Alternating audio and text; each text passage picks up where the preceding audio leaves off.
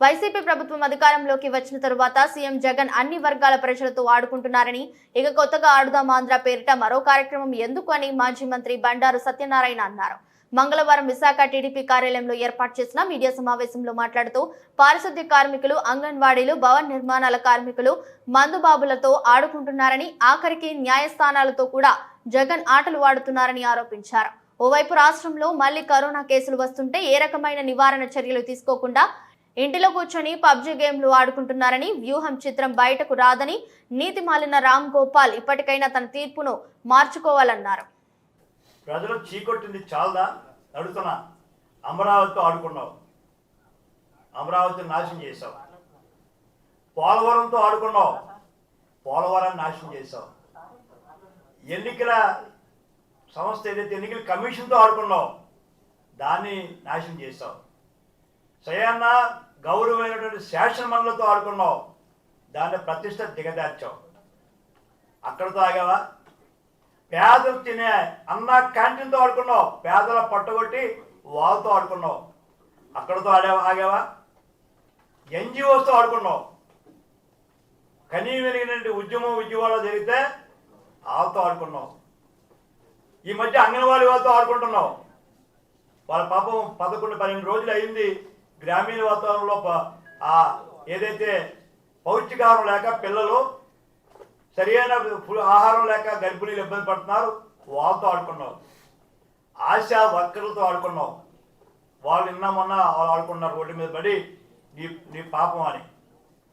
ఇవాళ పారిశుద్ధ కార్మికులు గవర్నమెంట్ ఆఫ్ ఇండియా కూడా డబ్బు ఇస్తుంది సరే, ఏదైతే స్వచ్ఛ భారత్ మిషన్లో వాళ్ళతో ఆడుకున్నావు. టీచర్స్, ఉపాధ్యాయ వృత్తిలో ఉండి గౌరవప్రదలో ఉన్న టీచర్స్తో ఆడుకొని నడి రోడ్డు మీద వాళ్ళని ఇబ్బంది పెట్టి ఇప్పటికీ వాళ్ళని వేధిస్తూ ఉన్నావు. అక్కడికి ఆగలేదు నువ్వు. ఇంకా నిరుద్యోగులతో ఆడుకున్నావు. జాబ్ క్యాలెండర్ అన్నావు, ఉద్యోగాలు లేవు. ఈ వేటగాళ్ళు ఉద్యమాలు చేస్తున్నారు, డిఎస్సి లేదు, జాబ్ క్యాలెండర్ ఏమైందో తెలదు. టీచర్స్ మన విద్యార్థులతో ఆడుకున్నావు. అక్కడితో ఆగావా? మరి ఎవరైతే ఉన్నారో ఈవేళ తెలుగుదేశం పార్టీ, జనసేన నాయకులతో గత 5 ఏళ్ళుగా మాతో ఆడుకుంటున్నావు. అక్రమ కేసులు పెట్టి వేధించి వేచారి ఆఖరికి మా నాయకుడినే అన్యాయంగా నువ్వు ఇబ్బంది పెట్టి ఆడుకున్నావు. అక్కడితో ఆగావా? కాంట్రాక్టులు బిల్లులు లేక పాపం అప్పులు పాలైపోయి ఆత్మహత్యలు చేసుకున్నారు, వాళ్ళతో ఆడుకున్నావు. అక్కడ తాగావా? ఏదైతే ఓల్డేజ్ పెన్షన్స్ అర్హత లేదని, అసలు వాళ్ళు అర్హులే కాదని దగ్గర 5 లక్షల పెన్షన్లు తీసేసి ఆ వృద్ధులతో ఆడుకున్నావు. చివరకు మందు బాబులతో ఆడుకున్నావయ్యా నువ్వు.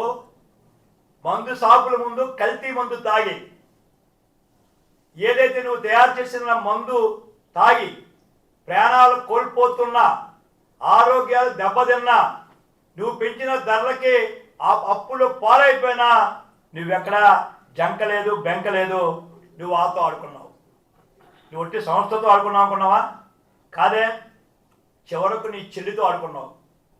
స్వయాన చెల్లి శర్మిల నీకోసం పాదయాత్ర చేస్తే జైల్లో ఉండి ఆవిడ తన్ని తగిలేసావు. అక్కడితో ఆగావా? మందు బాబులతో మీ బాబాయితో ఆడుకున్నావు. సొంత బాబాయిని హత్య చేయించి సిబిఐ అరెస్ట్ వరకు వెళ్తే నీకు నీ భార్య ఎక్కడ బయలుపడతారో అని చెప్పి అవినాష్ రెడ్డిని మరి ఎలా మేనేజ్ చేసుకున్నావు మాకు తెలియదు. కానీ ఈవేళ అవినాష్ రెడ్డి హత్యలు బాధ్యులైనప్పుడు కూడా బాబాయితో స్వయంగా ఆడుకున్నావు, కుటుంబంతో అడుగుతున్నా. ఈవేళ భవన కార్మికులతో ఆడుకున్నావు. ఇసుకని నీ బాబు సొమ్ములాగా నువ్వు నీ బినామీ పెట్టుకొని జేపీ కన్స్ట్రక్షన్కి ఇచ్చి నువ్వు భవన కార్మికులు పట్టగొట్టి ఎక్కడికో కేరళకో, హైదరాబాద్కో, ఢిల్లీకో, ఆంధ్రప్రదేశ్ భవన కార్మికులు పోతూ ఉంటే నువ్వెక్కడా మాట్లాడటం లేదు. నిన్ను కాపాడుతున్న లాండ్ ఆర్డర్, నువ్వు చెప్పావని మమ్మల్ని బొక్కలేస్తున్న పోలీసులు, జీతాలు లేక, అలవెన్సెస్ లేక నువ్వు పోలీసులతో ఆడుకున్నావు. చివరకు సర్పంచులు, ప్రజాస్వామ్య వ్యవస్థలో ఎంతో విలువైన సర్పంచులు 74 అమెండ్మెంట్ ప్రకారంగా భారత రాజ్యాంగం ఇచ్చిన హక్కులను కూడా కాలరాసి నువ్వు సర్పంచ్తో ఆడుకున్నావు. చివరకు స్టీల్ ప్లాంట్ ఉద్యోగులతో ఆడుకుంటున్నావు. ఈవేళ కూడా చూశారు, మళ్ళీ పాపం ర్యాలీ చేస్తున్నారు.